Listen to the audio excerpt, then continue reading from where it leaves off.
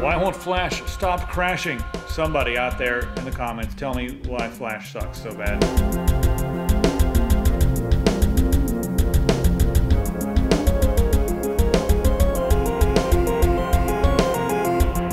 Yeah, so Flash just will not stop crashing since I updated yesterday. Oh, and it just keeps playing things randomly too. There we go, yeah. Keep randomly playing things, turning my volume up and down. I've turned that volume up and down 9 times. This is going to be an awful episode, sponsored by Adobe Flash. There we go. All right, everybody. Some MIT scientists, they just, what do they do at MIT, Wendell? Every week we're talking about some new crazy thing that they've come up with. And a lot of it just sounds like, they are becoming the R&D for America, which is scary. You know, we used to hear about, NASA has been experimenting and they've developed this, or IBM was, tinkering around in the lab with a bunch of things that they were just getting paid to tinker around with, and they've discovered this. But now it's always MIT scientists. So they've created a 36-core chip. What they say is a speed demon. That's, I guess, would be in quotes here, but yeah, it looks like they're just playing around. Speed demon in quotes. Yeah. Speed demon. I mean, there's no benchmarks or anything here, and this kind of a thing can only run on Linux, and it's not x86. It's probably some proprietary thing. It doesn't say in the article even what socket it is or if it's even socketed. I know it's probably not an SoC, but yeah, they've got their own 36-core chip that they're playing around with. It's really, really fast. I don't know if that could lead to anything else or what the implications are, but MIT just did it, and because they can, so why not? I don't know what This article is really weird. It's most likely, it doesn't talk about the architecture or anything like that. So I think what the point of MIT doing this was more about inter-chip core communication than a new architecture or anything like that. It doesn't say what the architecture is, and it says a modified version of Linux. So it makes me think it's like one of the textbook reference implementations of the ARM platform. But what they seem to be doing that's most innovative here is that they've created a sort of mini communications network, or some sort of like communications network in general. It's a strange way yeah, it's like the way the cache is working together now, right? Yeah, well, and the communication is, I guess, kind of broadcast like an old school network connection. But it seems to be a little bit more intelligent than that, in that one core can directly talk to another core, and cache transfers and context switching and things like that. Those kind of problems seems to be what they're trying to address with the architecture here. So it'll be a long time before this would make its way into an x86 processor, but it might make its way into an ARM processor at some point in the not too distant future. But only 36 cores with where this technology is, we're going to be at 36 cores in the next 5 years if CPUs double in complexity every 18 months. So if something like this does come to fruition, what you're going to look for is you want to look for Snoopy. You may see a box out there that says containing the Snoopy technology. That's the protocol or whatever. That's what they've titled the protocol that allows the CPUs to essentially, they snoop on one another, or they send cache back and forth, they share resources. Sometimes they can even I guess spin up pools of cache here and there. It can do all kinds of weird things. But yeah, it's just called Snoopy. So in a few years, it would be kind of interesting to see boxes that say, with Snoopy technology built in, whatever. They think they'll get sued by the Peanuts. Maybe they will. No. Nah, probably not. Yeah. All right, let's talk about your Microsoft Surface Pro 3 in-depth review a little bit. Most people, if you guys are thinking about a Microsoft Surface Pro 3, go ahead and check out the review. It's quite in-depth, and there's also a gazillion-word article here on the website. But I don't know, anything key we should point out other than the fact that we just gave ourselves a good plug here?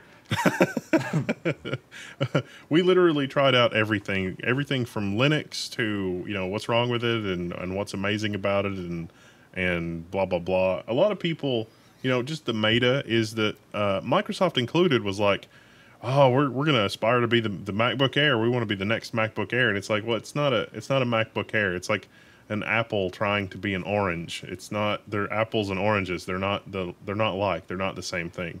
In terms of being a really portable, solid Windows machine with tablet features, it kills it. But there are some really, really irritating issues that they have got to fix before. Like, if you like tinkering with things, you'll be fine.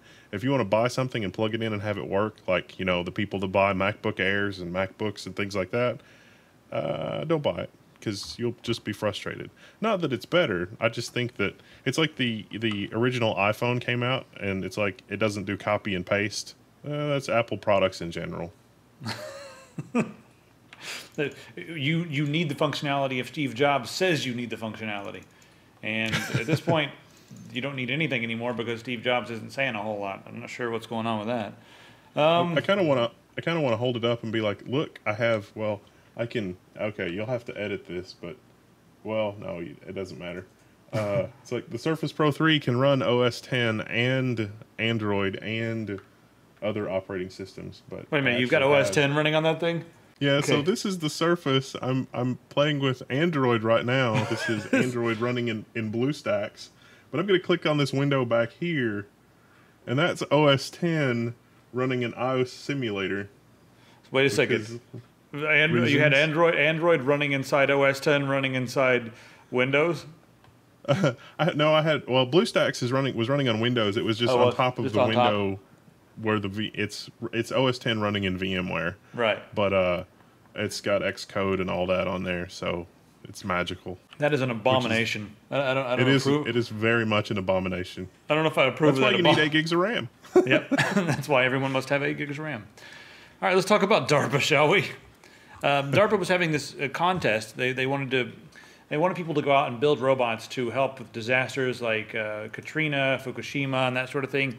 And there was a lot of entries into this contest, and then the winner gets, I don't know, something, a pat on the back and a couple $1 million. $2 million and a pat on the back is what it is. Google has withdrawn from the competition. Google purchased recently, they purchased Boston Dynamics, and a few of the teams that are working on this are actually using Boston Dynamics robots and then modifying them and that sort of thing. But Google has decided to back out.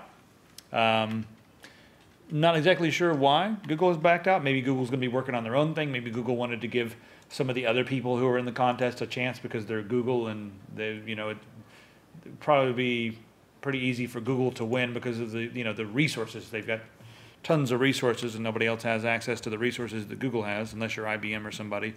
But yeah, there's another theory that's floating around that a few people have, and at Google I/O there was an event that was just some crazy people. And, they were shouting things like, you're building military robots and blah, blah, blah, because that's what Boston Dynamics is famous for. And so it may be that Google is worried about their image and also the militarization of some of their inventions. And so they may have withdrawn from this DARPA challenge for just that reason. So, DARPA, pretty much everything they do has a military application. And when I saw this, they're making a robot for humanitarian purposes. I thought, well, yeah, but where are they going to mount the flamethrower? Like, that's the first thing into my head. Whenever I see anything DARPA, I'm like, okay, where's the flamethrower? Where's the tank treads? Yeah, where's the rocket launcher going to be on this thing? So yeah, that's the same. People don't realize, like, they have the military-industrial complex, and it's like, well, the military-industrial complex is good because inventions and blah blah blah. But I point to NASA. NASA, advanced polymers and Gorilla Glass, which we're using so much of now. Probably would not have come about if it were not for NASA needing quote unquote space age materials. So we can have like the solar system exploration industrial complex too. It doesn't have to be the military industrial complex. Yep, we're just going to leave it with that and move right along. Speaking of more humanitarian things, let's talk about the self-contained solar power cube made by Ecosphere Technologies. Really interesting new device here. What it basically does is they have a few different sizes of these cubes, and you can store them in a packing container and ship them off to places where there's trouble. Like again, Fukushima, it would work just fine there. Katrina, just devastated areas from tornadoes in the Midwest and that sort of thing. You send out one of these power cubes, and it generates a decent amount of power. Not enough to power like a town or anything like that, but enough power to keep a few things online. And some of these can be modified to be like miniature hospitals and that sort of thing. Some of them can be modified to be water treatment plants, but water treatment does use a lot of power. So if one of them was modified for that, it would probably end up using a lot of the power just to treat the water. But think about it. You could install one of these things somewhere, and now you've got decent power, so all the locals will come charge their cell phones and have a nice drink of clean water while they're there waiting. A lot of interesting applications from this. see, did I miss anything? There's probably some other cool applications as well. We need this because emergency power is something we always screw up. Yeah, really. And you know, you may as well just go ahead and put a stockpile of these in Oklahoma and Kansas and Missouri and places where there's a ton of tornadoes. Just put a few of these around just in case, and then you know, leave them inside packing containers, and then as soon as a tornado hits or something, just bring them out, open them up, and we're all going to be good to go. You know, this is a good time to go straight into the tornado thing. What do you think? All right, so I'm not sure how to say his name. Rongjia Taos. So what he's decided to do to stop tornadoes in the Midwest is build 3 giant 1,000-foot walls. And here's his reasoning on this. It's very similar, I guess, the Midwest as far as the part of the world it's in and the climate and everything. It's very similar to an area in the northeastern China. There's like some northeastern China plains and everything. But, you know, last year there was like 300 plus tornadoes in the USA, whereas in China there was only 3. Why? Because there's different mountain ranges that block the flow of these winds. So what he said was, oh, well, we could just stop and we could put a giant 1,000-foot wall in North Dakota, and then we could put a giant 1,000-foot wall in like Oklahoma, and then one more somewhere else, maybe Texas or Louisiana. So yeah, we've got these 3 giant walls, basically man-made mountain ranges, but not nearly as pretty or interesting. It's just these giant walls. Now, this to me is completely ridiculous because it's going to change. Doing something like this is a huge project. 3 walls versus a mountain range. I mean, like, I'm not sure what this guy's math is like, but I mean, 3 walls may do a few different things, but a whole mountain range is going to, it's going to be dynamically and dramatically different, or dramatically and dynamically. I don't even know. It's going to be a lot different. It sounds like an interesting idea. I guess since he lives in the Midwest, he's sick of the tornadoes, but yeah, it sounds completely silly to me. It's just crazy enough it might work. No, I would like to see some actual scientists weigh in on this and see what they think, because we've got enough concrete to build this. I mean, from an engineering standpoint, it really wouldn't be a big deal if it would actually work. And I don't think the cost would be very astronomical because concrete is not really that expensive. So, I mean, sure, let's build a couple 1,000-foot walls. That doesn't really, 1,000-foot, is maybe a little scary, but not insanely scary. Yeah, the scale here in this picture is way off. That is not 1,000 feet. That's like a few hundred feet right there with that car. The actual scale is going to be a lot higher than that. I mean, 1,000 feet. That's like, I'm looking at a 1,000-foot mountain right now, and it's quite a bit higher as far as comparatively to compared to a car. Quite a bit higher than that. Maybe this guy's read too much George R.R. Martin. Yeah, probably. There's no white walkers in Oklahoma, are there? Well, there's a lot of white people walking around, but there's no white walkers. What he hasn't told us is that this is a CIA project, and there are white walkers, and this is how they're going to cover it. Like, we're going to keep out the tornadoes. And it's like, no, it's the Canadians. I don't know if you call that a walk. It's more of a swagger, or it's they're white huckabuckers. They're just huckabuckers. I'm going to get hate mail. Okay, last episode we pissed off Australia. Now I'm pissing off Oklahoma. Oh, man. Sorry, guys in Oklahoma. I didn't mean to. But, you know what would be really funny? Suppose they actually built these walls, and suppose his math was wrong and it created a really bad vortex. The first headline becomes, the first in history F6 tornado destroys 3 walls. Yeah, that would be not funny for people who live there. I mean, funny if you're a terrible, person who lives somewhere else in the country and doesn't care about human life. But yeah, not funny if you live there. All right, I'm just going to move on there.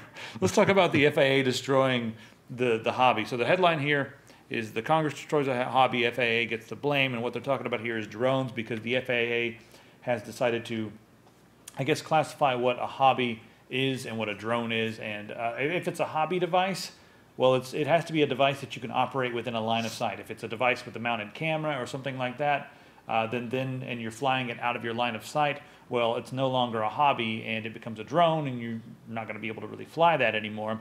The other thing that's interesting here is they're saying that even if it is a hobby device and you somehow make money from it, and that money can include like uploading a video to YouTube and monetizing it, well, it's no longer a hobby So now you can't fly that anymore. So there's a lot of weird restrictions here. But I'll go ahead and let you throw the curveball. I really, toys are now illegal. Like there are, or they could be, proposed by this. So, the picture they've painted is that you have, crazy wild-haired mad scientist that is ordering, vacuum cleaner parts off of eBay and, building a 50 or 60 pound drone, and they're flying it around the neighborhood. And if they've got a commercial incentive to do so, those are just going to be everywhere. The sky is going to be littered with these things, and they're going to fly into one another, and they're just going to be falling out of the sky, and it's just complete insanity. But I think that they've oversimplified, and they're really scared to death of this technology for some reason. I mean, the military and the government have had drones for years and years and years. Is it the ubiquity of this that scares them? Because children's toys now, I mean, you can buy a 16-ounce, $200-300 toy for a kid that's got video goggles and the whole 9 yards. And the video goggles for first-person flying really seems to be one of the things that they're hung up on for these kind of model aircraft. And that's a problem, I think. Well, there's already been some argument about this in court, right? I mean, this is not going to be the actual law, because there's going to be a lot of argument. What this is going to do right now is it's going to end up starting a lot of argument, starting a lot of trouble, and we're going to end up with court cases where people are sitting down and trying to decide what's preposterous, what's true, what's accurate. It's just going to create a lot of confusion and a lot of litigation, I would imagine. Well, the FAA already tried to say that, commercial use of drones is totally prohibited, blah, blah, blah. But it's already, I don't think it's made it to federal court, but it hasn't made it to the Supreme Court. And the FAA lost. So there was a drone pilot that was, I think, using it for real estate. And the FAA fined the guy $10,000. So the guy took them to court. Now, the crazy thing was that this court case was, it was $130 ready-made, maybe a kit drone. And the FAA was like, oh, this should be a $10,000 civil penalty. And the guy had been operating the aircraft within about 50 feet of people and 20 feet of crowded streets and within approximately 100 feet of an active heliport pad, according to the FAA.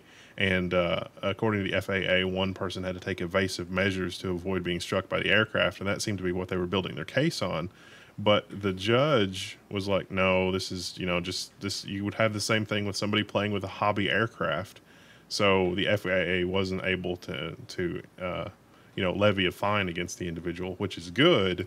But now Congress is talking about empowering the FAA to make these kind of decisions, and I don't think they've got the rational power to do so. Well, even then, they may want to just keep it out of the hands of the citizenry, because what if the citizenry has drones with cameras that are able to fly around and capture riots, capture police brutality, capture them sneaking into a limousine that they shouldn't be sneaking into, that kind of thing. What if there's, well, I mean, I guess they could do that with hidden cameras, but you know what I mean? Like, there's a lot to consider here with when the citizenry gets their hands on something like a drone. And I'm not really sure that we need more laws, because, I mean, let's consider the scenario where, the guy is reckless and he does, fly a drone into a crowded street with children flying around, or gets sucked into a helicopter blade or whatever. There are civil and criminal penalties for all of that already. Public endangerment, public nuisance. There's hundreds of laws that they could find to arrest the guy if he's actually doing something wrong. We don't need to make more laws to make more things illegal, or more things more illegal if they're already laws that can deal with the situation. And I think the laws that we have would adequately address all the edge cases for these types of situations. I'll also be curious to see what the CAA is going to be doing over in the UK, and just some of the things that are going to be happening in other parts of the world, because America's not the only place with drones. So let us know what your countries are doing about drones, and if they're scared of drones, if they're happily allowing the masses to use drones for hobby, or for even for professional use, like mounting a video camera and going up and making a movie or whatever. I'm kind of curious, so let me know in the comments on our website. Hopefully you guys will do that. All right, let's go on and talk about what's going on in Tel Aviv. First off, something I didn't know, I was reading a bit about Tel Aviv this week. Tel Aviv is behind San Francisco the #2 spot in the world for technology startups.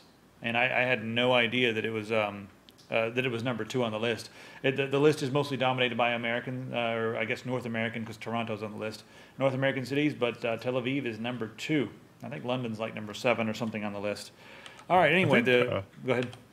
I think Intel credits scientists in Tel Aviv for transitioning the Pentium 3 architecture into the Core 2 architecture, which gave rise to the the Core i7, Core i5 series, the first gen of Core i5, Core i7 series of CPUs, because of their research facilities and their think tank and the scientists there. So Tel Aviv for a very long time has been a Silicon Valley think tank, crazy, insane technology workhorse place. A lot of companies have offices there for that reason, but it's very low key. Yeah, I just didn't realize that it was #2 on the list. It kind of like, I didn't expect that, you know. Anyway, they're building a Skytran system with these magnetic pods. They're very interesting looking magnetic pods from the future. So these things are going to go about 70 kilometers per hour or 44 miles per hour. And right now they're just going to be building on the Israeli or the Israel Aerospace Industries campus. But the idea is to roll it out to the rest of the city. And the cool thing about these pods, specifically, is the fact that they're really small. They only seat 2 people, and they are only going to show up when you call them. You use your cell phone to call up a pod, and the pod shows up. You say like, hey, I want to be there in 5 minutes. So you walk over to the platform, pod shows up, and then takes you on a route to your destination. So pretty interesting there. I don't know if it's going to I guess take over where the subway left off, but it'll be a different option. And possibly a more personalized option to get you on a route that's more specific to where you're going, but could be interesting. I see us doing this with driverless cars. The same exact, there's a driverless car app, you whip out your phone, you hit a button, and a driverless car shows up to take you wherever. And then that's going to put Uber out of business, and they're going to get angry, just like the cab drivers are angry at Uber. Uber's going to be angry at the driverless car business, unless Uber sort of transitions into that driverless car business. In which case, you're going to have a lot of people being like, "Hey, what do we do now? We were driving cars." So yeah, so that's the way technology works. All right, let's talk about Elio Motors. Speaking of cars, Elio Motors has developed a tiny little car here. It's a 3-wheeled car, 84 miles per gallon. And stupid volume. The real thing here is it's $6,800. Toyota had a car like this that they were working on, and it was mainly going to be released in China, possibly Taipei, and places like that where there's a large scooter community that small cars are needed. But while we were over in Taipei, everyone has a scooter, but they absolutely have to have hats and helmets and just tons of rain gear, because it rains a lot over there. I guess we were in one of the rainier seasons, but I'm not sure how the climate really works over there. Something like this is not that much bigger than a scooter. It is a bit more expensive, but it would take care of the rain problem. So kind of interesting. I hope to see more cars like this. It's 3-wheel, 2 wheels in the front and 1 wheel in the back, which also gives you a really nice turning radius. So interesting little car here. And the company is based out of the USA, at least the factory is here in the USA. So I like it. It looks promising. Yep. All right, moving right along here, let's talk about more car stuff. We've got a hydrogen fuel cell breakthrough to talk about. So right now, one of the biggest problems with hydrogen cars is storing the hydrogen, because hydrogen is not a lot of fun. You store hydrogen gas, that's pretty damn dangerous. It's a really inefficient way to store it, and it's extraordinarily flammable. I mean, remember what happened the last time they tried to use hydrogen to power a vehicle? Well, when that blimp didn't do so hot, or actually it did a little too hot, I guess. Yeah. Oh, too soon. Yeah, too soon. So what they've decided to do now is use ammonia, and then you need a separating agent, because ammonia separates into 1 part nitrogen and I believe 2 or 3 parts hydrogen. Is that what it is? 3 parts hydrogen, yes. Yep. 3 parts hydrogen. You could just pour ammonia into your car. There you go. Just don't drink it. But you can't drink gas. And ammonia catches on fire, but so does gas. So, yeah. It'll be a lot cleaner in the long run, because you're just releasing nitrogen and hydrogen, but you're burning up the hydrogen, and the nitrogen goes back into the atmosphere where it likes to hang out anyway. I mean, the air is mostly nitrogen. the byproduct is nitrogen and water, and it's really fun to think about that water is already burned hydrogen, and you start to when you see those Kickstarters that are like, yeah, we're going to produce hydrogen from ordinary water. And it's like, well, wait a minute, water is already burned hydrogen. How does that work? Because it's a lower energy state than hydrogen gas, so the physics of this doesn't make sense. We've got a really nice video. Give us money. Give us money. Yeah, that's pretty much how it goes. It's like just think of water as already burned hydrogen, and then you can sort of it'll work in your brain, and you'll stop trying to do something stupid. But ammonia is an interesting. They must have a really interesting catalyzing agent to make this make sense. And so literally the byproducts of this car are going to be nitrogen, which is no big deal, and water vapor. So that's about as good as it can be. This article's light on science, but hey, that could be awesome. Let's talk about 3D printing buildings and houses and that sort of thing. We've talked about this a little bit in the past. A lot of the 3D printers that are required to print like a house or a building need to be absolutely massive. So a company called the Advanced Architecture of Catalonia decided that they could just make a swarm of tiny robots that basically build structures and climb the structures that they're building and just continue to build them. And they say that, you know, a small band of crazy looking robots like this, just scroll through some of these crazy robots right here, a small band of these crazy robots could get together and build like a skyscraper. It's going to be a pretty funky looking skyscraper. I'll go ahead and play the video down here. So yeah, it could be interesting. I mean, 3D printed structures. You know the problem I have about 3D printed structures, and this is going to sound vain, but right now 3D printed structures just don't have the aesthetic appeal of something designed and put together by you know, an architect and then a team of humans. If they can figure that out, because right now they look kind of clunky and bubbly and everything. Maybe these things could build like the infrastructure, and then someone could come in and put like glass paneling and all that nice stuff on for the final touches. But yeah, I don't see it being I definitely as think elegant that of a solution. I definitely think that is a temporary problem, because 3D printing will enable a future Frank Lloyd Wright to treat the building as his canvas in new and unexpected ways. And so they'll be able to deploy the fleet of robots, and it's like, you know, you guys do this with the walls, and you guys do this with the internal steel or rebar or support structure or whatever. And the 3D printable buildings will give us a whole new generation of Frank Lloyd Wrights in terms of architectural design and aesthetic design and things like that. But the technology's got to get there first. Right, and then they could just design something amazing in like a CAD program or something, and then yes, the technology will take care of the rest. That could be really awesome. But yeah, I don't think we're there yet. But I mean, baby steps, you know. Yep. All right. Speaking of more, I have terrible with these things, with these transitions. But so Starship has I guess they're a company, and they've made something called CyberCook. And they're going to be using this in schools. What it allows a potential chef to do is to select ingredients, throw them together, simulate putting them on the stove. The stuff will burn, it will brown, it will cook. You can add seasoning to it, and then when you're done, it looks kind of like this. And apparently everyone is saying that it's shockingly realistic. So you learn using the app, so you're not wasting food and that sort of thing. And you try different combinations, and you try different things. You just can't taste it when you're finished. Once they figure that out, then maybe that'd be kind of crazy. But, you know, use that as a training tool, and then move on to food when you're really ready. It could be a way to save a lot of food at cooking institutions and culinary type places. Could be interesting. Depending on how awesome the software is, how long until we've got, you know, like the Da Vinci robotic surgeon, you know, flipping a skillet instead of wielding a scalpel.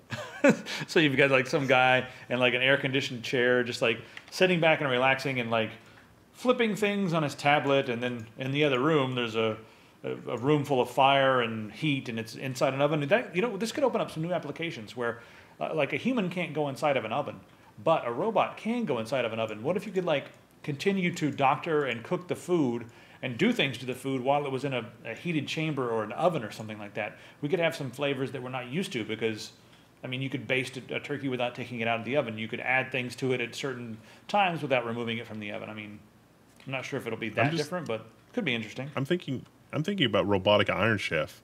Like, here is the, you know, the 2014 Iron Chef competition. Here is the winning dish. It's like, all right, let's get the sensor data from the competition, and then I'm going to replay that exactly the way that the Iron Chef cooked it. Same timing, same temperature, same everything, and just let the robot take my ingredients and make the same dish precisely the same way. Now, it's not going to come out exactly the same, obviously, because it's an organic process, but the repeatability and then making the software more intelligent about dealing with the variables in terms of the ingredients that I give it and not necessarily being exactly the same, that could be one hell of an appliance. You know what we really need? We need this these really lifelike robots that they're coming up with in Japan right now. I'm going to switch over to the exhibit that's happening at the National Museum of Emerging Science, and there's a new exhibit called Android. What is human? And there's some really creepy. Oh, that's creepy. It's still somewhere in the uncanny valley, these robots. But you know, the Japanese teams are working on very lifelike robots. There's something about humanity where they just require, or they really want a robot to look like a human, but until it gets all the way there, it's still kind of weird. But you know, they're using silicon to I guess simulate skin and that sort of thing. So what we need some robots like this to do all the cooking for us. But I'm not sure how long all this stuff is off. I'm thinking by 2025, 2030, somewhere in that range, we'll have robots that are very human-like, doing a lot of our chores around the house for us, if we can afford them. But that's kind of what I think. These things like the are Japanese Model 5000. It can make you breakfast in the morning and also stare at you while you sleep. That's just so comforting. Oh, man. The creepers are going to be all over this stuff. Just all over it. Yeah. All right, let's just move on here and talk about some astronomy. They found a diamond the size of the Earth. Just floating around out there, a diamond the size of the Earth. They actually didn't find it. They found the space where it may be because, it's, of course, there's not enough light coming from it. So just with their, I guess, their measurements, they've decided that, hey, this used to be a crystallized white dwarf that it cooled down and just into a hardened ball of carbon, a giant diamond the size of the Earth, and it's orbiting a pulsar. So that is what we need to terraform and send all the rich people there. You know, ooh, that's a great idea. We could get, all you guys who have a problem with the 1%, we could just tell them that we have some new technology and they can now fly and live on this diamond. Do you know how many of them would go? They would just be like, how they buy my tickets right now? We want to live on a diamond, don't we? Just polish our little area every day. It's the ultimate in opulence. It's like, you're going to go live on a diamond. Right this way. Ride the diamond. Never mind. All right, let's talk about video games for a little bit. Rock Simulator. It's another thing for stupid people, apparently. So Rock Simulator is trying to raise some money on Indiegogo, and I am very proud of everyone for not... Oh, no, they've made their goal. I just refreshed the page. They're trying to raise $500, and they've hit $510. Apparently, people want Rock Simulator. What Rock Simulator does is it allows you to be a rock in several different environments all over the world. And, yeah. This is what happens when hipsters get their hands on computers and make video games. This is, why did... I'm going to have an aneurysm if we don't go on to the next article. I'm trying to figure out why people paid for that. Well, I mean, the $50 spot, you get 3 rocks. I mean... It's 3 virtual rocks.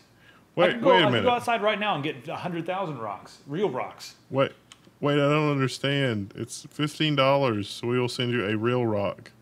But for $50, they'll send me 3 rocks, isn't they? Aren't they'll actually send you real rocks. $5? Well, no, I mean, that's okay.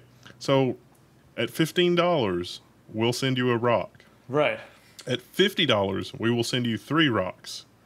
Why wouldn't I just buy 3 $15 rocks and save $5?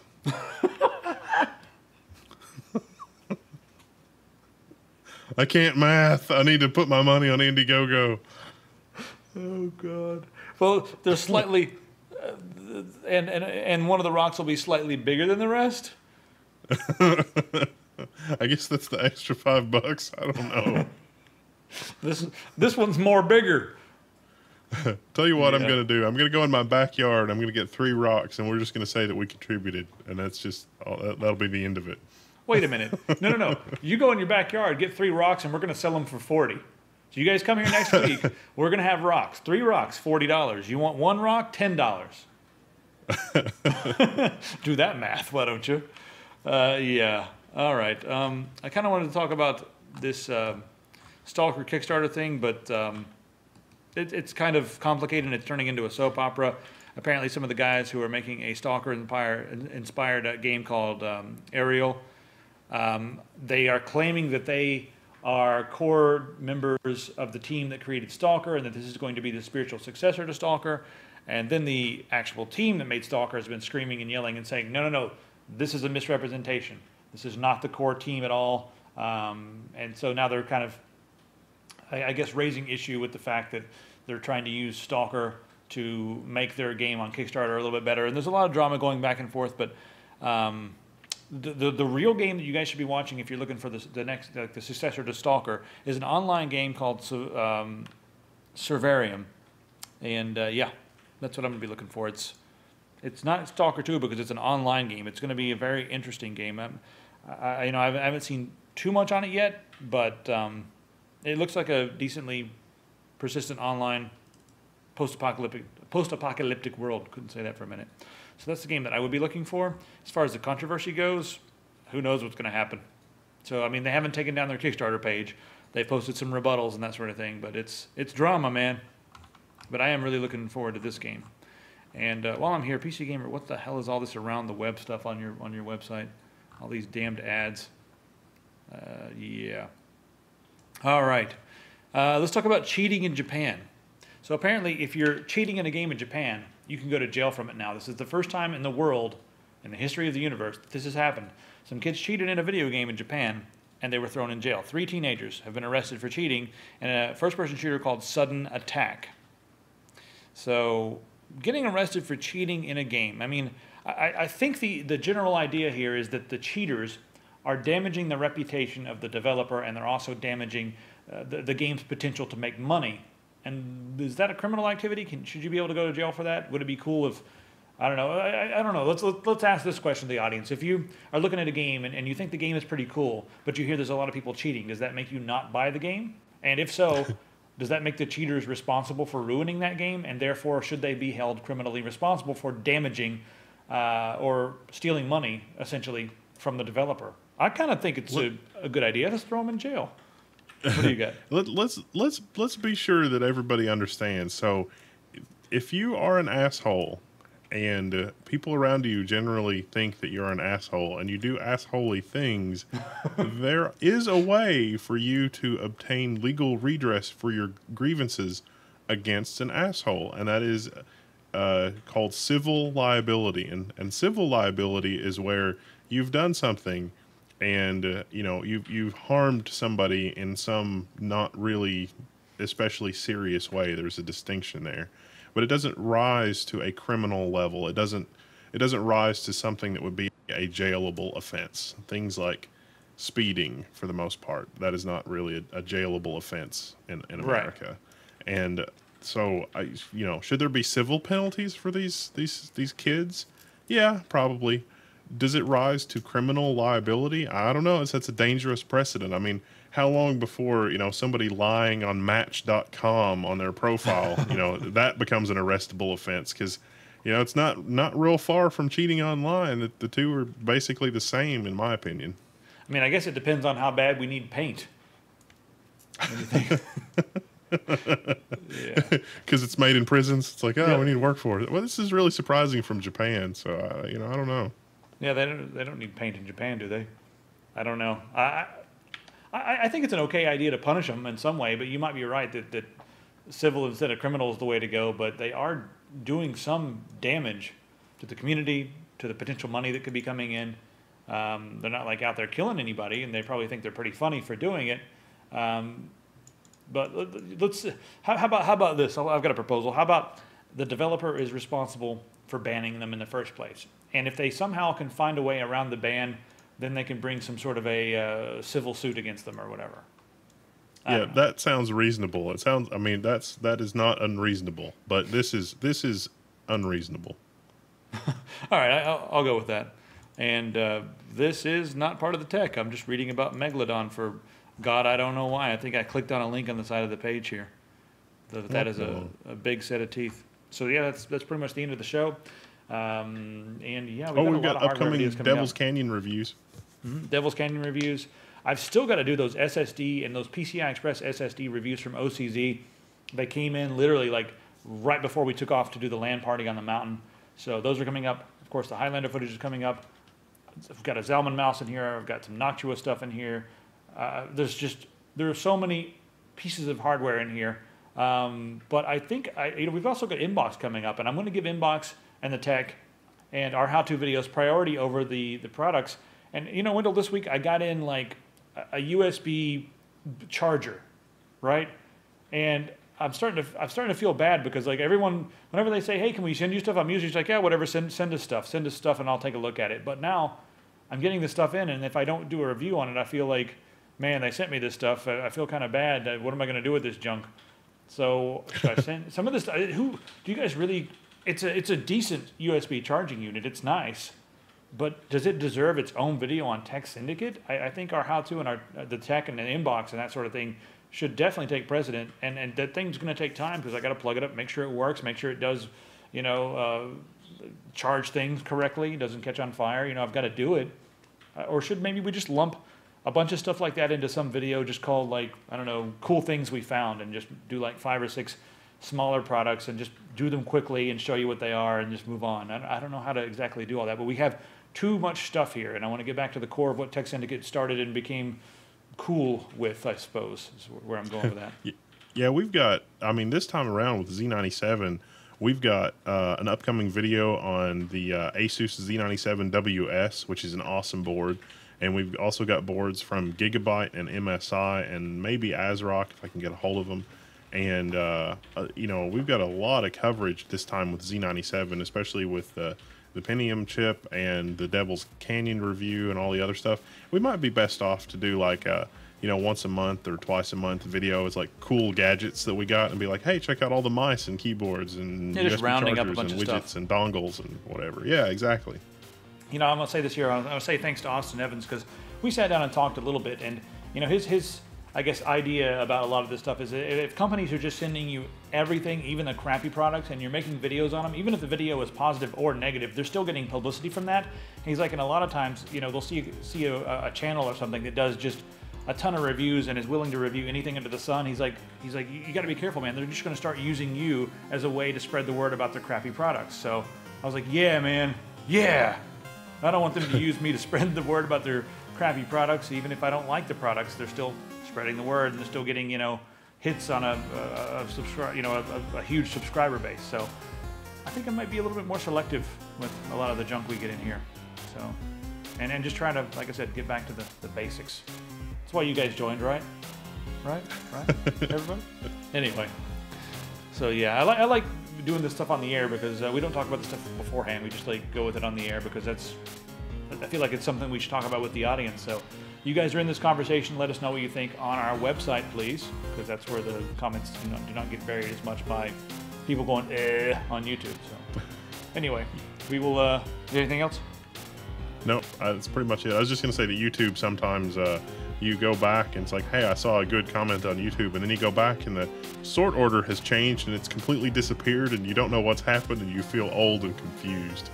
Yeah, but that's how Google gets you. They're like, ha ha ha. Anyway, we'll see you guys in the next video coming very soon.